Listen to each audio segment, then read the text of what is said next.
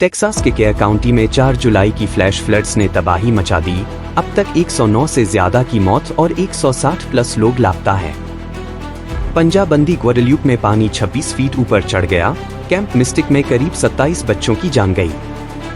खोज में watchers, helicopter, force और वॉलंटियर्स लगे हैं। यह अब तक की सबसे बड़ी रेस्क्यू ऑपरेशन में से एक है। गवर्नर अब्बॉट ने वादा किया कि जब तक हर किसी की तलाश नहीं हो जाती, अभियान बंद नहीं होगा।